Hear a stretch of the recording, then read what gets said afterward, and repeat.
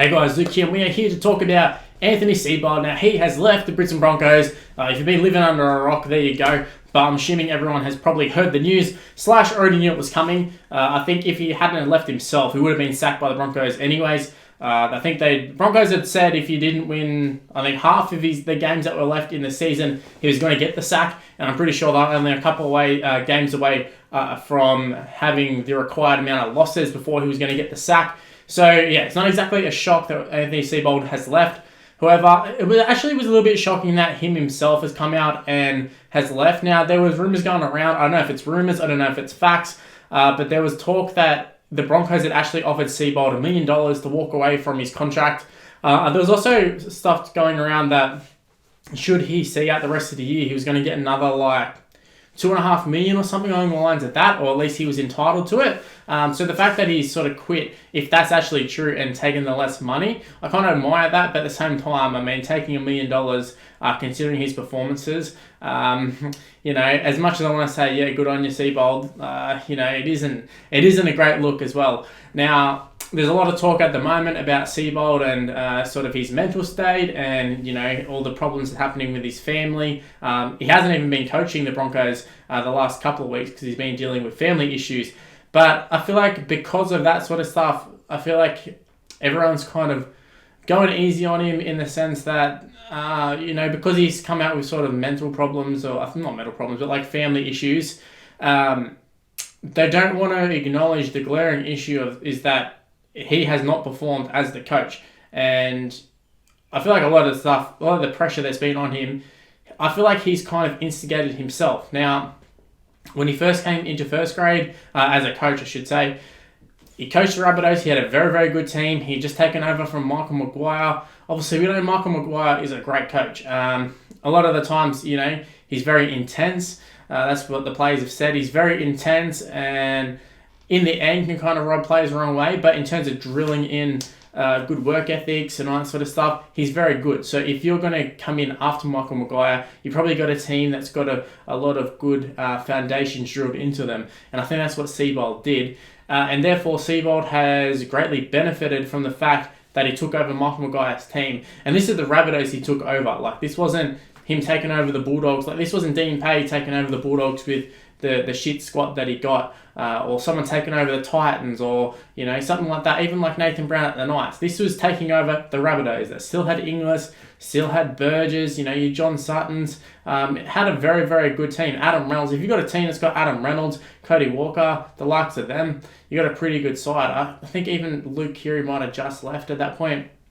But the fact is, Adam Reynolds was there, Damien Cook was there. I think even at the time, Robbie Farah and a few others were still there. He had a very, very good squad to work with, which is a lot better than the squad that he took over at Brisbane, which is something I'm pretty sure I said when the actual signings were announced, because it was no secret that the Broncos were after Seibold. They had their heart set on him, and it baffles me why they had the heart set on him in particular. Like I said, he did have a pretty good season at the Rabbitohs, but it just seemed like they were so hell-bent on him. They signed him, and then they sort of rattled him and rattled the Rabbitohs into releasing them early. So they played not mind games, but they kind of fought a dirty battle to get into Broncos earlier.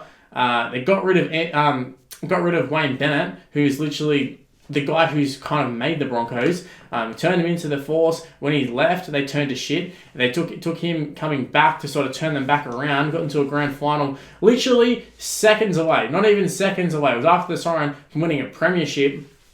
Got rid of him, pissed him off, and then brought in a rookie coach and also played dirty to get this rookie coach in. And Seibold went along with it.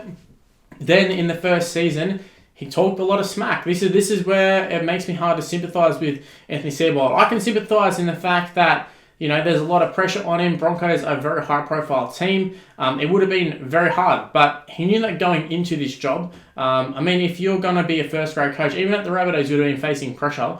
But in the circumstances he left the Rabbitohs and joined the Broncos, Broncos are probably the most high-profile team, apart from maybe like the Roosters and that sort of stuff. But in terms of total fans and all that, I think the Broncos are first, pretty sure. At least they're like not a one-team state, but there's a good portion where the Broncos followed by Brisbane and a lot of surrounding areas. There's not too many other teams in Queensland. Maybe got the Titans and that. But yeah, most people are going to support the Broncos if you're up from Queensland and not from like Townsville or something. So Broncos have got a pretty loyal fan base, a pretty dedicated, passionate fan base, and Seibold knew that going into it. He's gone from one passionate fan base in the Rabbitohs to an even bigger one in the Broncos. So it shouldn't have been a surprise for him, but what didn't help is, like I said, he talked a lot of smack when he first got there. Even took shots at Wayne Bennett, even just silly comments. I think it was a comment, something about, I think it was Anthony Milford is as good as Luke Keary, when Luke Keary was literally like the form player in the comp, and he's like making comments to that, oh yeah, Luke Keary's stats aren't great. I was just looking up videos then, looking at what some of the media was saying back a year ago when he'd first started, and it wasn't great for Seibold then, and it never improved. In fact, it just got worse and worse. And for a team like the Broncos, you can't be regressing. Like, this is ridiculous that the Brisbane Broncos are competing for a wooden spoon. This isn't the case of the Bulldogs where, we've had a previous coach come in and the salary cap's all messed. Like, the Broncos have had a clean slate. In fact, they've actually kind of been rorting the cap, apparently, or been stuffing up with third-party payments. But the Broncos have just invested in the wrong areas completely, and that includes staff and players. Now, a lot of former players have had a lot of say, Darren Lockyers and that, and I don't think they've done very well. But also the players haven't done well, and also Anthony Seibold hasn't done well. Now, just because he's having some family troubles at the moment, you can't just look past the fact that Anthony Seibold has not been a good coach, and maybe just got lucky with the fact that the Rabbitohs side was as good as what it was. Lucked into a few players like Damien Cook and Adam Reynolds and a few of those sort of guys who sort of carried him to, I think it was a top 4 finish, but carried him to a good season in which Wayne Bennett, when they did the swap, Wayne Bennett got, I'm pretty sure, the exact same finish with that same team, but a little bit older and a little bit more broken down in terms of Inglis and Sam Burgess and that.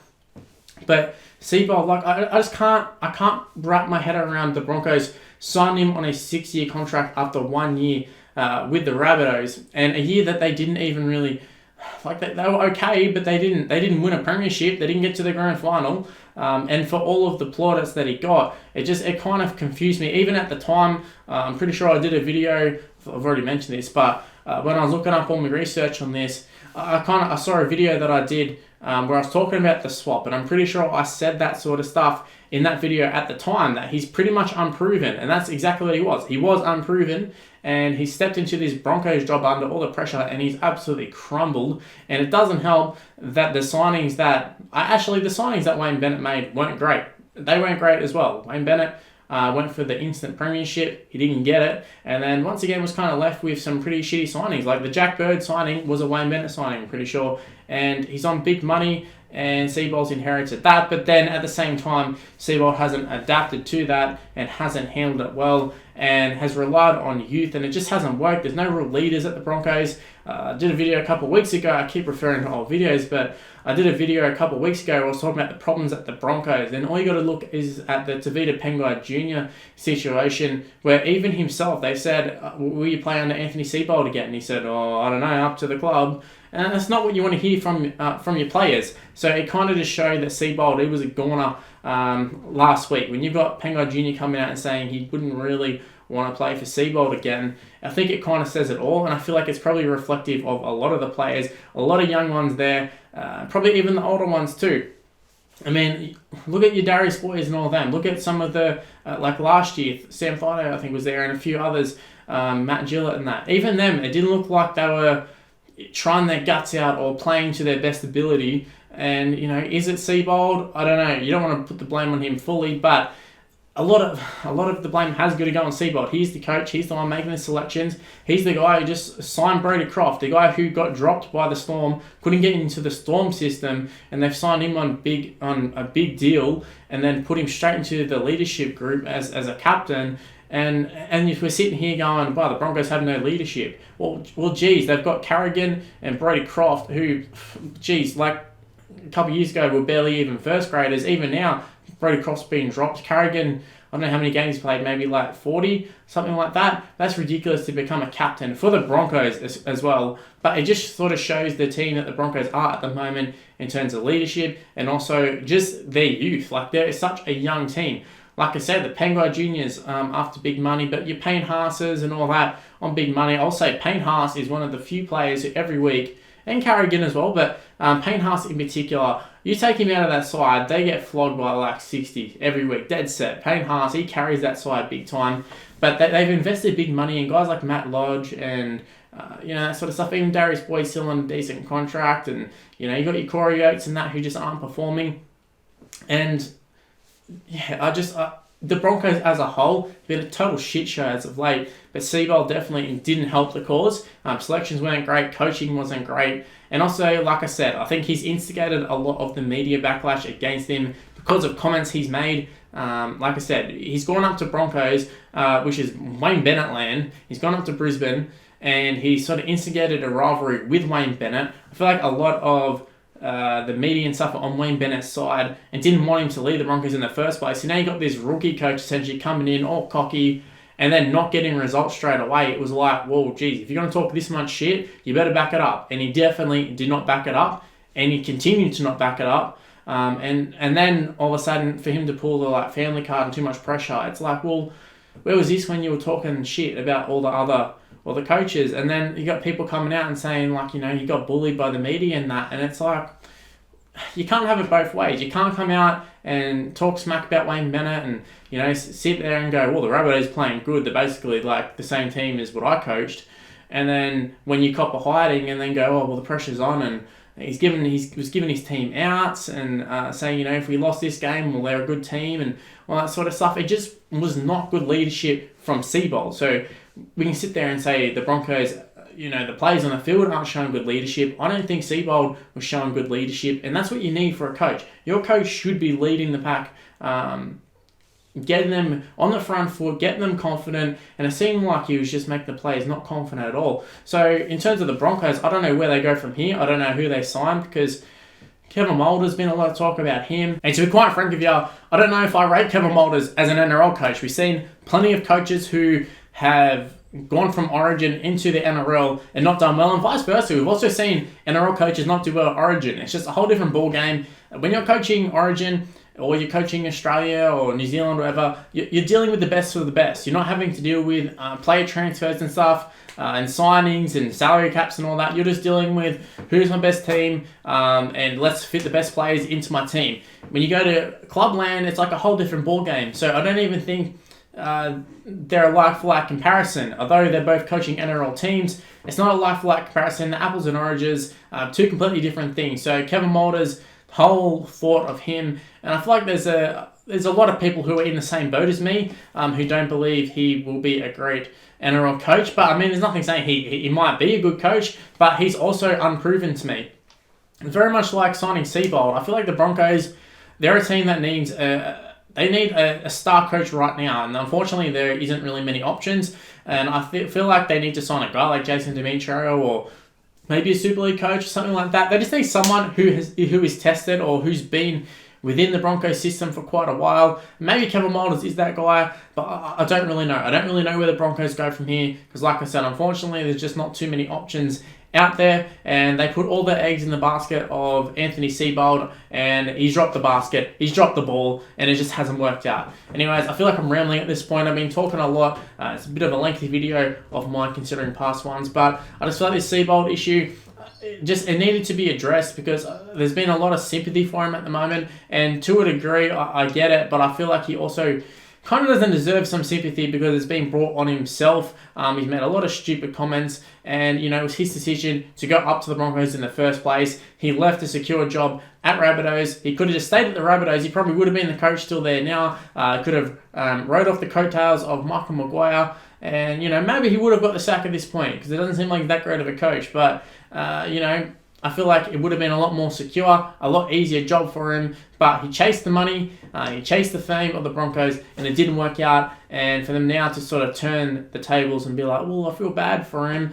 I don't feel bad for him. I'm sorry, I don't feel bad for him. Maybe I'm being harsh, But let me know in the comment section below, what do you guys think? Am I being too harsh, or am I pretty spot on with this? Because, yeah, I don't think Seibold, I just don't think he cut it as the Broncos coach. Maybe he'd be more suited for a lower ranked team. Maybe he's not totally done as an NRL coach. But yeah, just in terms of the Broncos, there was just no way this was going to work out. And I can't believe the Broncos were dumb enough to make this signing for 6 years. I think that's absolutely ridiculous. Anyway, guys, that's where I'm going to end the video. Hopefully you did enjoy it. If you did, make sure you go ahead and smash the like button and subscribe to the channel if you're new around here. Also, make sure to click on the notification bell, let you know when I upload immediately. Back in the day, you used to be able to click subscribe and it just go straight to the subscriptions. Apparently not so much these days. So make sure you click the notification bell.